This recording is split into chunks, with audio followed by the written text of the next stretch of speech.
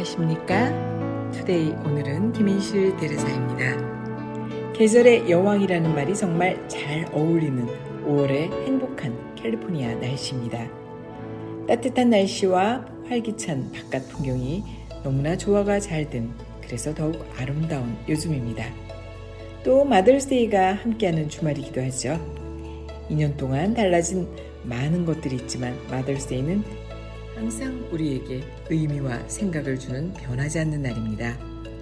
긴 시간 동안 강한 정신으로 이곳에서 삶의 터전을 일구고 만들어주신 부모님들의 더욱 건강하시고 좋은 시간이 되었으면 하는 바람입니다. 비록 여러 가지 이유로 함께하지 못했던 시간이 있었지만 2022년의 마더스데이는 더욱 좋은 시간 함께 공유하는 5월이 되었으면 좋겠습니다. 계절의 화려함을 싣고 여름을 향해 달려가는 시간의 열차는 우리보다 훨씬 앞서가는 듯합니다. 매일매일을 더욱 힘차게 알차게 잘 살아야 할 이유도 아마 달려가는 시간의 열차가 야속해서 그러는 것이 아닐까 하는 생각도 듭니다. 긍정과 기대감, 남을 위한 배려가 가득한 이곳보다 더 좋아지고 나아질 것이라는 희망을 가지고 여러분과 함께하는 여기는 김인실 대르사의 투데이 오늘은입니다. 오늘 함께 하실 글은요, 무지개 원리 저자로 대중에게 친숙한 차동엽 신부님 희망의 귀환에서 준비했습니다. 저는 대학 시절 재미있게 읽은 책 중에 하나인 빅터 프랭클의 죽음의 수용소에서입니다. 나는 이 책을 내 인생에 영향을 끼친 책 가운데 하나로 꼽기를 주저하지 않습니다. 얼마 전 모 방송 라디오 프로그램에서 책 한 권을 추천해 달라기에 이 책을 권했습니다. 입체 나레이션으로 소개하는 코너에서 직접 출연하여 감동적인 대목을 읽어주는 역할을 맡기도 했습니다. 이야기는 그 유명한 아우슈비츠 수용소 유대인 대학살 현장에서 살아남는 과정을 주 내용으로 하고 있습니다. 일단 수용소에 끌려오면 건강한 사람은 강제 노역을 시키고 허약한 사람은 색출하여 가스실로 보내 학살합니다. 일종의 서바이벌 게임인 셈입니다. 아직도 내 뇌리에서 뚜렷이 기억되고 있는 대목은 바로 결론 부분입니다. 작가인 빅터 프랭클은 끝까지 살아남았습니다. 그는 이렇게 증언합니다. 마지막까지 살아남은 생존자들은 체격이 좋은 사람들이 아니었다. 그들은 이내 체력이 바닥이나 약골들이 되었다. 최후의 생존자들은 살아남아야 할 이유, 생존의 목적을 뚜렷하게 가지고 있는 사람들이었다. 이 이야기는 놀라운 사실을 전하고 있습니다. 바로 극한의 상황에서 생존의 열쇠는 체력이 아니라 살아남아야 할 이유, 곧 생존의 목적이라는 사실. 그러니까 고난 자체가 견디기 어려운 것이 아닙니다. 그 까닭을 모른 채 견뎌야 한다는 사실이 힘겨울 따름입니다. 방금 이야기의 화자인 빅터 프랭클은 저 소중한 경험을 통해서 의미의 중요성을 실증적으로 깨달았습니다. 이후 그는 여러 권의 저서를 통해서 인간은 원초적으로 의미에 의지를 지녔다라는 통찰을 피력하였습니다. 이 의미를 발견하도록 도움을 주는 것이 물음입니다. 물음은 잘 던지기만 해도 여태 놓치고 있었던 의미를 발견하도록 도와줍니다. 하필이면 왜 나에게 이런 일이? 왜? 이 길고 긴 무기력의 터널은 언제쯤 끝날 것인가? 나는 청년기에 빅터 프랭클의 책을 읽고 의미를 화두로 삼고 물음을 던졌습니다. 나는 누구인가? 나는 왜 사는가? 도대체 무엇을 위한 인생인가? 의미는 바로 존재하는 이유와 있다 있습니다.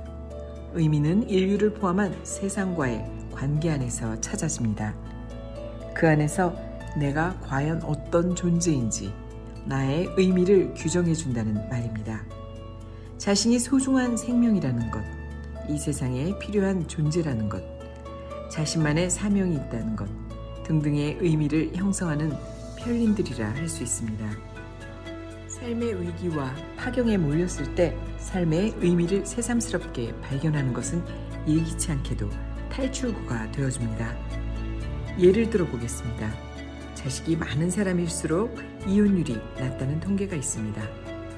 이는 자식 숫자만큼의 의미 다발이 이혼하지 말아야 하는 이유가 되어주기 때문입니다. 결국 의미가 생존의 관건이 된다는 이야기입니다. 나는 기업으로부터 특강 요청을 많이 받습니다. 하지만 사실 나는 기업 경영에 대해서는 전문가가 아닙니다. 그래, 왜 내 강의를 들으려 하는가 하고 생각해 본 적이 있습니다. 그 답을 어느 젊은 CEO가 대신해 주었습니다. 신부님의 강의를 들으면 저희가 놓치고 살았던 것을 다시 회복하게 됩니다. 신부님은 저희에게 답을 주시는 분이 아니라 물음을 주시는 분이십니다. 우리가 한 번도 던져보지 못한 물음을 주심으로써 우리 사고를 풍요롭게 해주십니다. 철학적으로 진리를 알레테이아라고 부릅니다. 알레테이아는 자기 현현, 곧 자기를 드러냄이라는 뜻을 지닙니다. 이 말은 진리가 숨겨져 있다가 발견되고 드러나고 깨달아지기 때문에 생긴 용어입니다. 의미도 이와 똑같습니다. 의미 역시 알레테이아의 성격을 지니고 있습니다. 숨겨져 있다가 발견되는 것이 의미입니다. 안 보인다고 해서 의미가 없다고 말하는 것은 잘못입니다. 의미를 발견하려면 자꾸 물어야 합니다. 왜 꿈을 꾸지? 왜 부자가 되기를 원하는 것이지? 왜 유명해지기를 원하지? 이렇게 말입니다. 물음은 그 자체로 응답을 잉태하고 있습니다. 좋은 물음은 좋은 응답을, 시원찮은 물음은 그렇고 그런 응답을. 그러므로 물어도 잘 물어야 합니다. 잘만 물어도 우리는 흥분되는 의미를 만날 수 있는 것입니다. 교육방송 채널의 지식 2에서 살아야 할 이유를 가르쳐주는 학교 클레멘트 코스가 소개된 적이 있습니다. 미국 작가 얼 쇼리스가 창립한 클레멘트 코스는 노숙인들의 지원 활동을 돕습니다. 그런데 이 코스는 인문학 교육을 통해서 노숙인들에게 삶의 의미를 일깨워줘 삶에 대한 의지를 자극합니다. 빅 이슈라는 잡지를 팔며 자신들의 자존감을 회복하고 있는 그들의 가슴에는 조합 번호와 함께 이런 문구가 적혀 있다고 합니다. 나는 지금 국어를 하는 것이 아니라 일을 하고 있습니다. 클레멘트 코스는 먹고 사는 문제가 해결되어야만 그 다음 무언가를 추구할 수 있다는 통념을 과감히 뒤집었습니다. 그랬더니 전혀 희망이 보이지 않던 이들에게 새로운 삶의 활기가 샘솟았습니다. 이 대범한 역발상이 죽어가던 사람, 아니 이미 죽어있던 사람을 살린 것입니다. 우리나라에도 이 시스템이 도입되어 요즘 간간히 빅 이슈를 팔고 있는 노숙인들을 볼 수 있습니다. 하지만 안타깝게도 아직 대중에게는 이 취지가 정확히 전달되지 못한 느낌입니다. 의미 추구에 용기 있게 뛰어든 그들이 어쩌면 우리 주변의 가장 생생한 스승인 셈인데 말입니다. 요컨대 의미야말로 어떤 난관도 뚫는 돌파력이라 할 수 있습니다. 음식이나 식사에 관한 한 어떤 분들은 다이어트나 건강에 더 신경을 쓰고 어떤 분들은 그냥 음식 자체의 맛에 더 신경 쓰기도 하죠. 미국의 심리학자인 마이클 오크스는 음식과 영양을 심리학적 측면에서 연구했습니다. 그의 연구에 의하면 미국인들은 식사할 때 상대적으로 즐거움보다는 불안을 더 많이 느낀다고 합니다. 패스트푸드 음식이 발달하다 보니까 비만에 대한 걱정과 다이어트에 대한 강박관, 건강에 대한 불안이 더 큰 거겠죠. 그래서 저지방이라든지 고칼슘 같이 무엇인가를 더하거나 뺀 가공식품을 좋아합니다. 그에 반해 요리의 나라인 프랑스는 인위적으로 무엇인가를 더하거나 뺀 식품을 쓰는 경우가 드물다고 합니다. 식사에 대해서도 걱정이나 불안보다는 즐거움과 기쁨을 더 많이 느끼는 편이죠. 그런데도 비만도는 미국인들보다 훨씬 낮습니다. 마이클 오크스는 이런 식사 스타일의 차이는 미국과 프랑스만이 아니라 남자와 여자에게도 적용된다고 말합니다. 즉 여자들은 음식을 먹으면서 불안해하는 미국 스타일이고 남자들은 음식 자체를 즐기는 프랑스 스타일이라는 것이죠. 사실 그런 차이는 음식 자체에 대한 취향 차이보다는 날씬하고 마른 여성에 대한 사회적인 요구가 너무 커서가 아닐까요?